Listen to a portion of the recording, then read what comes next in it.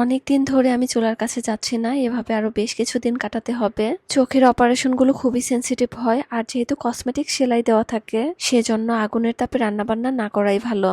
এতদিন আমার ভাগ্নি আমার কাছে ছিল, সেই সবকিছু রান্নাবান্না দেখাশোনা করেছে, আর এখন থেকে এই দায়িত্ব নিয়ে নিল TQIU এর মাল্টি কুকার। যারা মেসে কিংবা হোস্টেলে থাকে বা ঝামেলা মুক্ত রান্না করতে চায় তাদের জন্য এটি সত্যিই বেশ সুবিধাজনক। একটা কুকার দিয়ে ভাত, নুডলস, স্যুপ, ডিম সেদ্ধ, সবজি সেদ্ধ, এমনকি হালকা ফ্রাইও করা যায়। আলাদা আলাদা পাত্র ব্যবহার করার ঝামেলা কমে যায়। আমার সবচেয়ে ভালো লাগে এর কম্প্যাক্ট সাইজ। খুব বেশি জায়গা নেয় না, তাই রান্নাঘর ছোট হলেও সহজেই রাখা যাবে।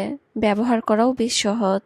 রান্না করার জন্য শুধু সুইচ অন করলেই হয়ে যায়। এটাতে খুবই দ্রুত রান্না করা যায়। ব্যস্ত দিনে দ্রুত কিছু রান্না করতে হলে এমন একটি মাল্টি কুকার সত্যিই সময় বাঁচাতে সাহায্য করে। আর এটা পরিষ্কার করাও সহজ, তাই রান্নার পর অতিরিক্ত ঝামেলা থাকে না।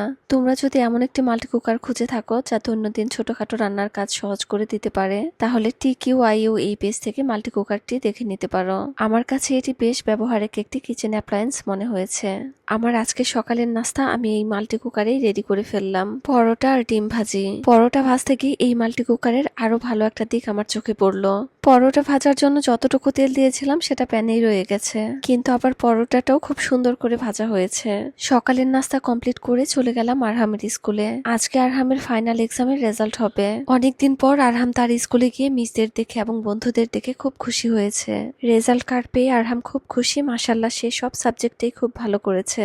মধুমাস মানে প্রকৃতির এক অপূর্ব উপহার। বছরের এই সময়টাই গাছে গাছে পেকে ওঠে রসালো, সুস্বাদু আর রঙিন সব ফল। আম, কাঁঠাল, লিচু, জাম, প্রতিটি ফল যেন গরমের ক্লান্তির মাঝেও এক টুকরো প্রশান্তি এনে দেয়। শুধু স্বাদের জন্য নয়, এই মৌসুমী ফলগুলো শরীরের জন্য খুব উপকারী। লিচুর মৌসুম খুব অল্প দিনের, তাই এই সময়টাতে আমি চেষ্টা করি কিছু লিচু সংরক্ষণ করে রাখতে, যাতে মৌসুম শেষ হলেও হঠাৎ খেতে মন চাইলে খেতে পারি। আমি প্রথমে ভালো দেখে কিছু লিচু বাছাই করে নিয়েছি। এগুলো ধোয়ার দরকার নেই, একদম শুকনো থাকতে হবে। তারপর একটা বাটিতে কিছু কাগজ বিছিয়ে সেটাতে লিচু রেখে ওপর দিয়ে লবণ ছড়িয়ে দিলাম, আর তারপর আবার কাগজ দিয়ে লিচুগুলো ঢেকে দিলাম।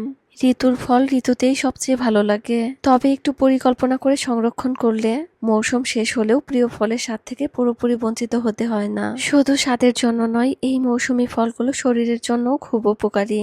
প্রকৃতি যখন যে ফল দেয় তখন সেই ফলেই থাকে আমাদের শরীরের প্রয়োজনীয় অনেক পুষ্টি। তাই ঋতুর ফল ঋতুতেই খাওয়ার আনন্দও আলাদা, উপকারও বেশি। মধুমাস আমাদের সব সময় মনে করিয়ে দেয় প্রকৃতি কখনো কার্পণ্য করে না। সঠিক সময়ে সে তার সেরা উপহারগুলো আমাদের জন্য উজাড় করে দেয়। তাই সবাই চেষ্টা করবে এই অল্প সময়ের মৌসুমটা উপভোগ করতে।